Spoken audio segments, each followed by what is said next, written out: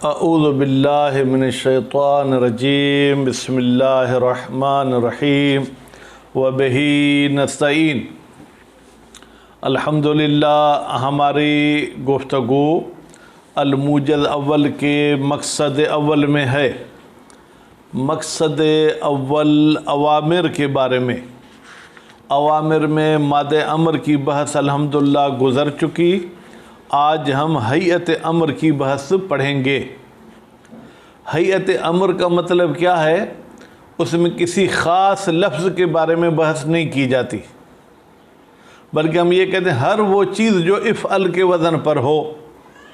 حالانکہ فعل امر بیٹا افعل بھی ہو سکتا ہے، افعل بھی ہو سکتا ہے، جیسے انصر، اشرف، لیکن اکثر ثلاثی مجرد کے فعل امر جو ہے وہ مکسور الحمزہ ہوتے ہیں، اس لیے انہوں نے افعل کہہ دیا۔ تو فرماتے ہیں کہ یہ جو ہیئت ہے یہ کس پر دلالت کرتی ہے؟ اس میں تین قول ہیں۔ کتنے قول ہیں بیٹا؟ تین قول۔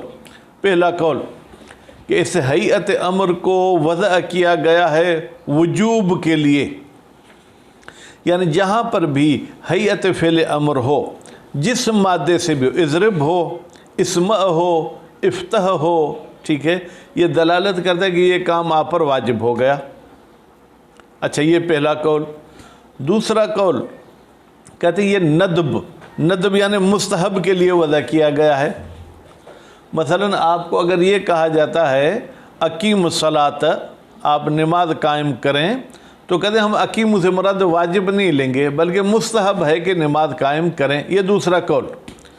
تیسرا قول فرماتے ہیں کہ یہ ہیئت فعل امر وضع کی گئی ہے ایک ایسی معنی کے لیے جو واجب کو بھی شامل ہے، مستحب کو بھی، یعنی کبھی ہم اس سے واجب مراد لیں گے اور کبھی ہم اس سے مستحب مراد لیں گے۔ اب ہم آغا جعفر سبحانی حفظہ اللہ سے پوچھتے ہیں کہ آغا صاحب آپ کا نظریہ ہم سے امتحان میں پوچھیں گے، آپ کی رائے کیا ہے؟ تو آغا صاحب فرماتے ہیں کہ حق یہ ہے کہ یہ ہیئت فعل امر وضع کی گئی ہے تاکہ آپ کو تیار کرے، آپ کو ابھارے اس کام کے لیے، یہ صرف ابھارنے کے لیے ہے۔ باقی واجب ہے یا مستحب ہے وہ اور قرائن سے ہم سمجھیں گے۔ بات واضح ہوگی؟ مثلا جیسے کہتے ہیں بھائی آج صفائی کا دن ہے، تو یہ جملہ آپ سب طلاب کو آمادہ کرتا ہے صفائی پر، لیکن وہ واجب ہے یا مستحب ہے، ٹھیک ہے، اس پر یہ دلالت نہیں کرے گا، اس پر پھر کچھ اور علائم ہوں گی۔ مثلا علامت حقیقت و مجاز آپ پڑھ کر آئے۔ تبادر کس معنی کا ہوتا ہے؟ تبادر یعنی اس ہیئت امر کے سننے سے ہمارے ذہن میں کون سی معنی آتی ہے؟ وجوب والی آتی ہے تو ہم کہیں گے واجب پر دلالت کرتا ہے، ندب والی آتی ہے تو ہم کہیں گے کہ یہ ندب پر دلالت کرتا ہے۔ پھر فرماتے ہیں کہ جب ہم کسی کو کوئی کام کہتے ہیں تو اس کام کہنے کے کئی سارے طریقے ہیں، ان میں سے دو طریقے یہاں بتاتے ہیں۔ یا کبھی ہم ہاتھ کے ذریعے اشارہ کرتے ہیں، فرض کریں کلاس شروع ہو گئی، ایک طالب علم دیر سے آیا ہے، اب استاد اس کو اس طریقے سے کہتا ہے بیٹا، ٹھیک ہے، یہ ہاتھ کا اشارہ یعنی نکل جاؤ، تو فرماتے ہیں یہ ہاتھ کا اشارہ یعنی نکل جاؤ، یعنی اس پر نکلنا واجب ہے، اگر بیٹھے گا تو گنہگار ہے۔ تو اب کبھی منہ کے ساتھ کہتے ہیں اخرج، نکل جاؤ، تو یہ اخرج قائم مقام ہے اس ہاتھ کے اشارے کے، تو جب اشارہ وجوب پہ دلالت کرے گا تو جو اس کا قائم مقام ہوگا وہ بھی وجوب پر دلالت کرے گا۔ بات واضح ہو گئی؟ اس کے بعد پھر فرماتے ہیں کہ یہ جو ہیئت فعل امر ہے ہمیشہ بأس کی معنی میں آتی ہے، کہتے ہیں اکثر بأس کی معنی میں آتی ہے۔ بہلول صاحب، کبھی کبھی یہ تمنا کی معنی میں بھی آتا ہے۔ کس کی معنی میں آتا ہے؟ تمنا۔ امید ہے کہ آپ لوگوں کے دماغ میں ایسی کوئی ہوا نہیں ہوگی، کچھ لوگوں کے دماغ میں ہوا ہوتی ہے دن ہو تو میں کسی کا دیدار کروں۔ انشاءاللہ آپ کی ذہنیت ایسے نہیں ہوگی، ٹھیک، اب وہ اس کی رات نہیں گزر رہی، کروٹیں بدل رہا ہے، یہ وہ پھر آخر میں کیا کہتا ہے؟ الا ایھا اللیل الطویل الا انجلی، اے لمبی رات کیوں نہیں گزرتی؟ انجلی فعل امر ہے، ٹھیک ہے، یہاں پر یہ فعل امر جو ہے وہ وجوب کی معنی میں نہیں ہے کہ رات پر واجب ہے کہ وہ گزر جائے، بلکہ اس بندے کی تمنا ہے کہ رات ختم ہو، دن ہو، تو پھر جا کے کسی چوراہے پہ کھڑا ہو جاؤں تو شاید ادھر ادھر کوئی مجھے نظر آ جائے. ٹھیک. اور کبھی کبھی جو ہے کیا ہے، یہ حیت امر جو ہے کسی کو بے بس کرنے کے لیے آتی ہے. مثلا کوئی آپ سے کہتا ہے کہ میں آپ سے زیادہ طاقتور ہوں، آپ کہتے ہیں آؤ میدان میں اترو، یہ فعل امر ہے. ٹھیک ہے، یہ واجب ہونے پر دلالت نہیں کرتا، بلکہ یہ کہتا ہے کہ تم بے بس ہو، تم میرا مقابلہ نہیں کر سکتے ہو. تو فرماتے بھائی یہ تمنی اور تعجیز یہ حقیقت میں حیت امر کی معنی نہیں ہے. حیت امر کی معنی ایک ہی ہے، بس ابھارنا. پھر اس ابھارنے کے اسباب مختلف ہوتے ہیں، کبھی اس کا سبب واجب ہے، کبھی اس کو آپ بے بس کرنا چاہتے ہیں، کبھی تمنا کرنا چاہتے ہیں. مثلا آپ نے سالن کھایا، جیسے ہی نوالا، جیسے لقمہ آپ کے منہ میں گیا تو آپ نے کہا ہاں بہت تیز ہے، بہت کڑوی ہے. تو بھائی کڑواہٹ کا تو ہمیں پتہ چل گیا، لیکن کیا ضروری ہے کہ مرچوں کے ذریعے کڑوی ہوئی ہو؟ نہیں، ممکن ہے کوئی اور گرم مسالہ ڈالا ہو جس کی وجہ سے کڑوی ہو گئی ہو. ممکن ہے بورچی صاحب نے وہ دیگچی صحیح سے دھوئی نہ ہو، اس دیگچی کے بدبودار ہونے کی وجہ سے کڑوی ہو گئی ہو. تو آغا جعفر سبحانی کا نظریہ یہ ہے کہ حیت فعل امر بعث یعنی ابھارنے اور تیار کرنے پر دلالت کرتی ہے. وجوب اور استحباب پھر ہمیں اور قرائن سے اور علائم سے ہمیں پتہ چلتا ہے. بہلول صاحب بات واضح ہو گئی؟ عبارت پڑھیں، چلیں عبارت کی طرف چلتے ہیں. المبحث الثانی نہیں بلکہ کیا ہم پڑھیں گے جناب، الفصل الثانی، دوسری فصل، فی حیت الامر، امر کی حیت. حیت کا بیٹا ترجمہ مادہ نہیں کرنا، حمزہ میم را میں اب ہماری بحث نہیں ہے. حیت بمعنی وزن، امر کے وزن کے بارے میں ہماری بحث ہے. وفیہ مباحث، اور اس فصل ثانی میں میرے خیال میں کوئی 4 سے 5 بحث ہیں. المبحث الاول، پہلی بحث، فی بیان مفاد الحیت. بیٹا یہ مفاد پڑھیں گے تو بہتر ہوگا، کیونکہ یہ باب افعال سے ہے، اور مفاد جو ہے وہ اس میں مفعول کا صیغہ ہے، اس کا مصدر ہے افادتن، لیکن ہم لوگ مفاد پرست بولتے ہیں. ٹھیک ہے، عام طور پر اس کو میم کو فتح دے کے پڑھتے ہیں، جبکہ یہ میم کو ضمہ دینا چاہیے. مفاد الحیت، حیت امر کا فائدہ کیا ہوتا ہے، یا مفاد کو آپ معنی بھی لے سکتے ہیں کہ حیت کی معنی کیا ہے. اختلفت کلمۃ الاصولیین، اصولی حضرات کی گفتگو مختلف ہے. فی معنی حیت افعل، افعل کے حیت کی معنی کیا ہے. بیٹا مادہ افعل کی نہیں، کیوں مادہ افعل کا تو ترجمہ ہے تو کر، لیکن ہم صرف کرنے کی بات میں نہیں، جو بھی اس وزن پر ہو. علی اقوال، علی اقوال جار مجرور، اس کا تعلق اختلفت سے ہے. منہا، بیٹا من تبعیضیہ ہے، ہا کی ضمیر جائے گی اقوال کی طرف. ان اقوال میں سے کچھ قول یہاں بیان کر رہے ہیں. پہلا قول، انہا بتحقیق یہ حیت موضوعۃ للوجوب، اس کو وضع کیا گیا ہے بیٹا کس کے لیے؟ وجوب کے لیے. دوسرا قول، انہا موضوعۃ للندب، ندب کہیں یا استحباب کہیں، یہ حیت وضع کی گئی ہے بیٹا ندب کے لیے. تیسرا قول، انہا موضوعۃ بتحقیق کہ یہ حیت وضع کی گئی ہے للجامع بین الوجوب والندب، ایک ایسی معنی کے لیے جو معنی گھیر لیتی ہے، جو معنی شامل ہو جاتی ہے وجوب کو بھی ندب کو بھی. بھئی وہ کون سی معنی ہے؟ اے الطلب، یعنی یہ حیت دلالت کرتی ہے کہ میں آپ سے یہ کام طلب کرتا ہوں. الی غیر ذالک، فرماتے یہ تو 3 اقوال ہم نے بیان کیے، اس کے علاوہ اور بھی اقوال ہیں. والحق، اگر جعفر سبحانی سے ہم پوچھتے ہیں کہ آپ ان 3 نظریوں میں سے کون سے نظریے کو مانتے ہیں، فرماتے والحق، حق کے مطلب یہ ہے انہا بتحقیق یہ حیت मौज़ूअतुन लिइंशाइल बअस, इसको वज़ा किया गया है ताकि ईजाद करे बअस यानी आपको उभारना, उभारे, तैयार करे। इला ईजाद मुतअल्लिक़ ही, मुतअल्लिक़ ही की ज़मीर कहाँ जाएगी बेटा? बअस की तरफ। यानी जिस काम के साथ मैंने ये फ़ेल अम्र लगाया है आप उसके लिए तैयार हो जाए। मसलन मैं आपको कहता हूँ इस्किनिल माअ, मुझे पानी पिलाओ, तो ये इस्किनी आपको तैयार करती है कि पानी आपको लाना है। खूब। व यदुल्लु अलैहि, भाई क्या दलील है कि हैयत अम्र तलब पे दलालत करती है? अलैहि की ज़मीर बेटा जाएगी तलब की तरफ। खूब। फरमाया तबादुर वल इंसिबाक, तबादुर और इंसिबाक दोनों की माना एक है। यानी जैसे ही हम हैयत अम्र सुनते हैं तो फ़ौरन हमारा जहन किसकी तरफ चला जाता है? बअस की तरफ चला जाता है। फ़क़ौलुल मौला ले अब्दिही, तो जब मौला अपने अब्द को कहता है इज़हब इला सूक़, जाओ बाज़ार, इज़हब फ़ेल अम्र और हैयत अम्र, वश्तर लहम, और गोश्त ख़रीदो। बेटा इबारतुन उख़रा, तो ये जो हैयत अम्र बयान की दूसरे लफ्ज़ों का मतलब क्या है?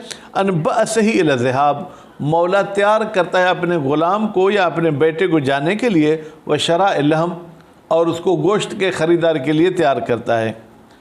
सुम्मा इन्न बअसल अब्द इलल फ़िल, फिर उस अब्द को उस काम के लिए तैयार करना। साजिद साहब तवज्जो धरो, कद यकूनु बिल इशारत बिल यद, कभी कभी आप उसको तैयार करते हैं कि हाथ के साथ उसको इशारा करें।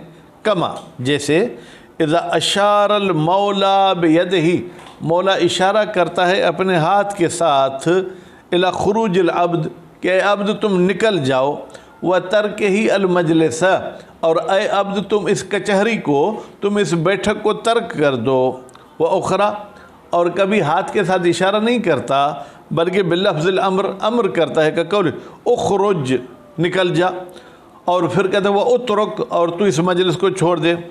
फ़हैयत इफ़अल फ़ी सूरत सानिया, तो इफ़अल की बेटा हैयत और बनावट इस दूसरी सूरत में जब लफ्ज़ उखरुज कहता है, काइमतुन मकामल इशारत बिल यद, ये गोया कि उस हाथ वाले इशारे के कायम मकाम है।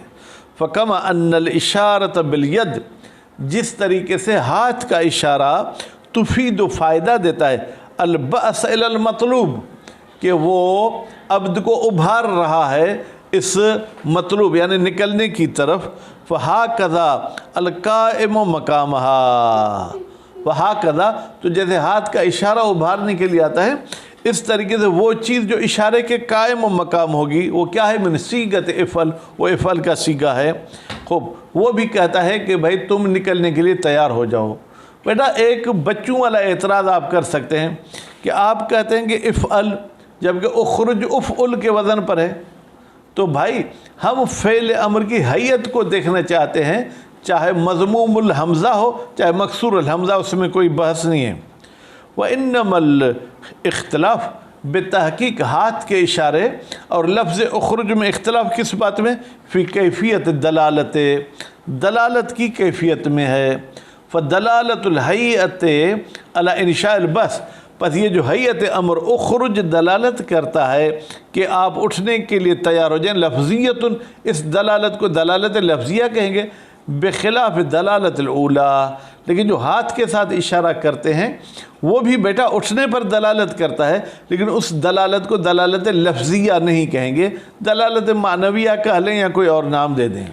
सवाल, एक सवाल, इन हैयत इफ़अल व इन कानत तुस्तअमलु फिल बस, भाई हैयत इफ़अल को अगरचे इस्तेमाल किया जाता है किसमें? बस में। कौल ही सुबाना, जैसे अल्लाह ताला का कौल है व अकीमुस्सलात व आतु ज़कात, यानी अल्लाह हमें तैयार कर रहा है नमाज के लिए और ज़कात के लिए। या दूसरी जगह पर अल्लाह ताला कहता है औफू बिल उक़ूद, जो अक़द करते हो, जो मामलात करते हो, जो वायदे करते हो, उनकी वफ़ादारी करो। यानी अल्लाह हमें वफ़ादारी के लिए तैयार कर रहा है। वलाकिन रुब्बमा तुस्तअमलु फ़ी गैरिल बस, लेकिन कभी कभी तुस्तअमलु, बेटा ये मोनस का सीगा है अली दोस्त, اور تستعملوں میں ایک ہیہ کی ضمیر مستتر ہے جو حیت کی طرف جا رہی ہے، لیکن کبھی کبھی یہ حیت استعمال ہوتی ہے غیر بأس میں بھی کا مطلب کیا ہے؟ جیسے بأس میں استعمال ہوتی ہے غیر بأس میں بھی استعمال ہوتی ہے، کہ تعجیز، مثلا آپ کسی کو عاجز کرنا چاہتے ہیں، آپ کسی کو بے بس کرنا چاہتے ہیں، مثل قولہ سبحانہ، جیسے اللہ تعالیٰ کا قول ہے وَإِن كُنتُم فِي رَيْبٍ مِّمَّا نَزَّلْنَا عَلَىٰ عَبْدِنَا، اگر تمہیں کوئی شک ہے اس بات میں جو ہم نے اپنے عبد پر نازل کیا، یعنی قرآن میں، فَأْتُوا بِسُورَةٍ مِّن مِّثْلِهِ، تو قرآن جیسے ایک صورت لے آؤ بیٹا۔ اب یہ فَأْتُوا یعنی ایسا نہیں کہ اللہ انہیں ابھار رہا ہے کہ آیت لے آؤ، بلکہ تم بے بس ہو، تم عاجز ہو، کبھی بھی ایسی کوئی صورت نہیں لا سکتے۔ وہ تمنی، اور دوسرا جو ہے کیا ہے بیٹا، وہ تمنی کی معنی کے لیے بھی استعمال ہوتا ہے، جیسے شاعر کا قول الا ایھا اللیل الطویل، اے لمبی رات، الا انجلی، تو کیوں جلدی نہیں گزرتی، بصبح، تاکہ صبح ہو جائے، وما الاصباح من کے بامثل، اور صبح تیرے جیسا نہیں ہوتا، صبح کو آنکھیں کھل جاتی ہیں، روشنی ہوتی ہے، پھر دیدار اچھے طریقے سے ہوتا ہے۔ شاہد مثال بیٹا انجلی میں ہے کہ یہ جو ہے کہ تمنا کی معنی دے رہا ہے۔ الی غیر ذالک من المعانی المختلفہ، اس کے علاوہ اور بھی بہت ساری معنی ہیں بیٹا۔ اور کون سی بہت ساری معنی ہیں؟ مثلا کبھی کبھی امید کے لیے آتا ہے، یا لیت شباب یعود لنا فاخبرہ بما فعل المشیب، اے کاش جوانی پھر لوٹ آتی تو میں اس کو بتاتا کہ بڑھاپے نے میرے ساتھ کیا کیا ہے۔ اب یہاں پر جو ہے کیا ہے، کوئی جناب فعل امر تو نہیں آیا، یہ میں نے باب مثال، کبھی کبھی انسان ایسے جملوں میں بھی حیت امر استعمال کرتا ہے جس کی بأس والی معنی نہیں ہوتی۔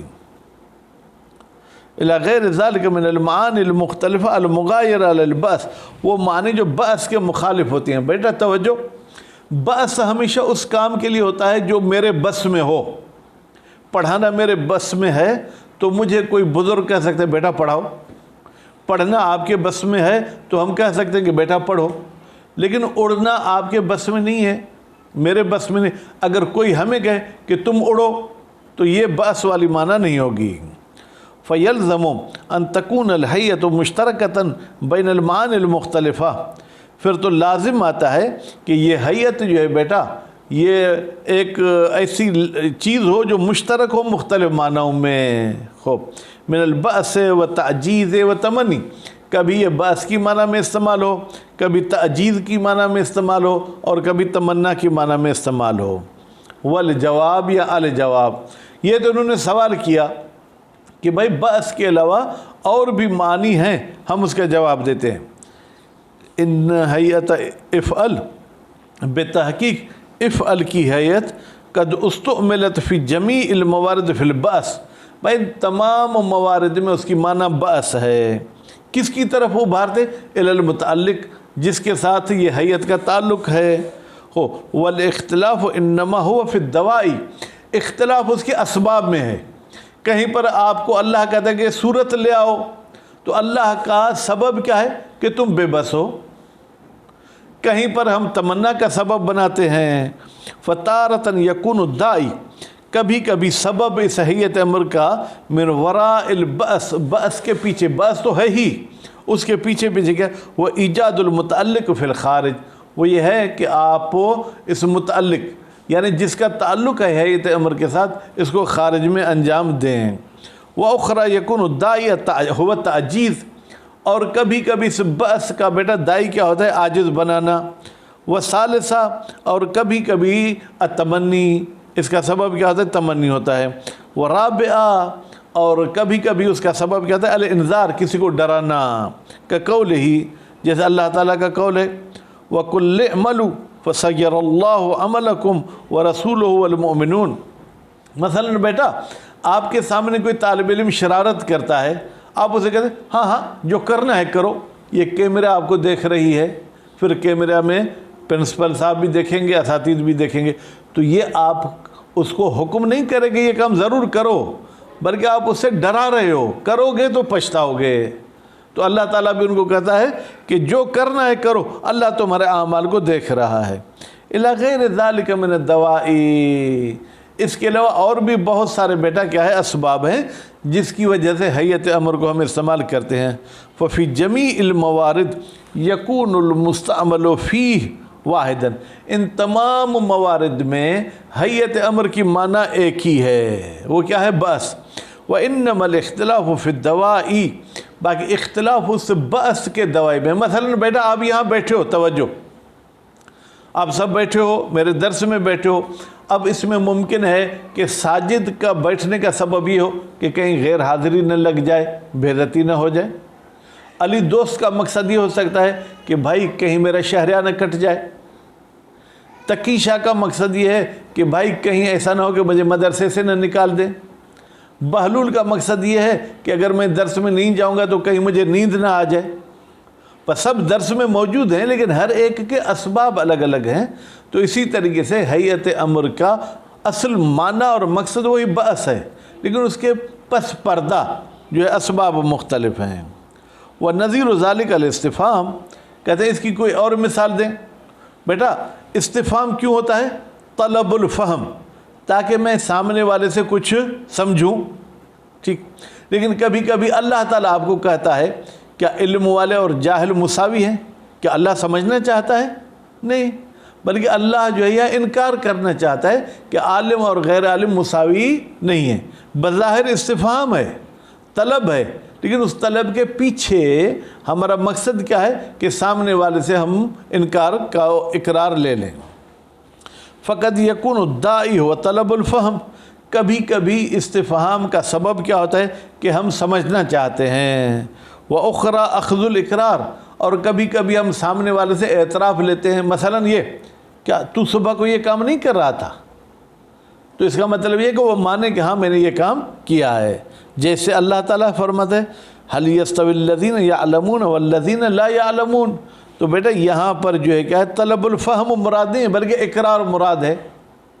خوب، وَالْمُسْتَعْمَلُ فِيهِ، اور وہ معنی کہ جس میں استعمال کیا گیا استفہام کو، واحد، وہ ایک ہی ہوا انشاء و طلب الفہم، وہ یہ ہے کہ ہم ایجاد کرنا چاہتے ہیں کہ ہم سمجھنا چاہتے ہیں، لیکن اس انشاء طلب الفہم کے پیچھے پیچھے ہمارا مقصد جو ہے کیا ہے؟ وہ سامنے والے سے اقرار لینا ہے یا کچھ انکار کرانا ہے۔ تو اس حوالے سے معنی حیت امر کی ایک ہی ہو گئی، بس اس کے پس پردہ بہت سارے مقاصد ہو سکتے ہیں۔ تو آج کے درس میں آپ نے حیت امر کی معنی کے بارے میں 3 قول پڑھے بیٹا، ایک وجوب، ایک ندب، ایک یہ کہ یہ حیت امر ایک جامع معنی کے لیے وضع کیا گیا ہے جو وجوب اور ندب دونوں کو شامل ہے۔ صلی اللہ علی محمد و آل محمد وعجل فرجہم۔